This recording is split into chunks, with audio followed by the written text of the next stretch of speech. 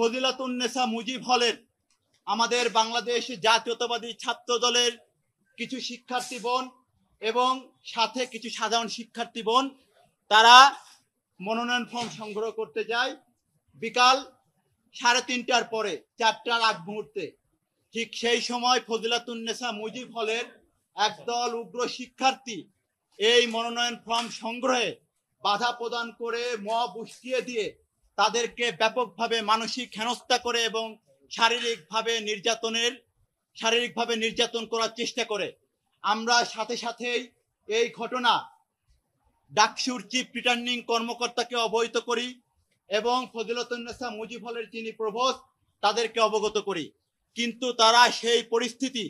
পুরোপুরিভাবে নিয়ন্ত্রণ করতে ব্যর্থ হয়। আমাদের এই শিক্ষার্থীবৃন্দ বাধ্য হয়ে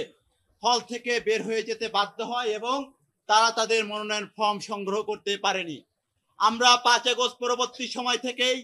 ঢাকা বিশ্ববিদ্যালয় প্রশাসনকে বারবার আহ্বান জানিয়েছিলাম একটি কার্যকর, অবাধ, নিরপেক্ষ, আনন্দমুখর পরিবেশে ডাকসু নির্বাচন করার লক্ষ্যে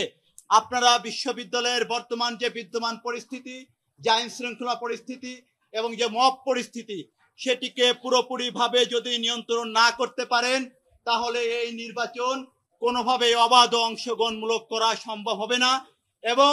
আমরা বারবার অবগত করেছি যে এখন পর্যন্ত বিশ্ববিদ্যালয় প্রশাসন লেভেল প্লেইং ফিল্ড নিশ্চিত করতে পারেনি। আজকে আমরা যে আশঙ্কা করেছিলাম,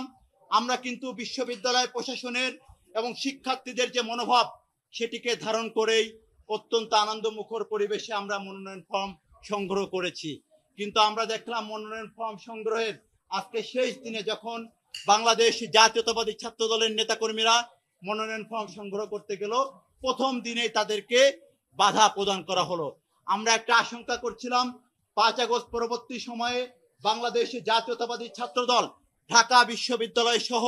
বাংলাদেশের শিক্ষা প্রতিষ্ঠানে যে ইতিবাচক ছাত্র রাজনীতির চর্চা শুরু করেছিল, শিক্ষার্থীদের মধ্যে যে জনপ্রিয়তা অর্জন করেছিল, আসন্ন ডাকসু নির্বাচনে তারা সেই জনপ্রিয়তায় ঈর্ষান্বিত হয়ে আমরা বারবার বলে আসছিলাম একদল শিক্ষার্থী এই ডাকসুকে বানচাল করার ষড়যন্ত্র করছে, যাতে বাংলাদেশ জাতীয়তাবাদী ছাত্র দলের এই জনপ্রিয়তায় 1990 সালে ছাত্র জনতার গণ অভ্যুত্থান পরবর্তী সময়ে যে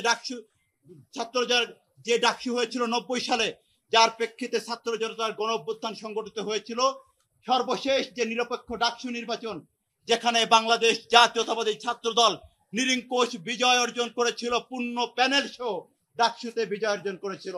সেই একই ধারাবাহিকতায় 2025 সালে ছাত্র জনতার গণ অভ্যুত্থান পরবর্তী সময়ে বাংলাদেশ জাতীয়তাবাদী ছাত্র দলের প্রতিটি নেতাকর্মী বিশ্বাস করে আসন্ন ডাকসু নির্বাচনে সেই 90-এর ধারাবাহিকতায় একইভাবে বাংলাদেশ জাতীয়তাবাদী ছাত্র দল নিরঙ্কুশ বিজয় লাভ করবে। সেই বিজয়কে প্রতিহত করতেই, সেই জনপ্রিয়তায় ছাত্র দলের ঈর্ষান্বিত হয়েই আমরা দেখছি যে নির্বাচনের শুরু থেকেই বাংলাদেশ জাতীয়তাবাদী ছাত্র দল যখন নির্বাচনের ঘোষণা দিয়েছে,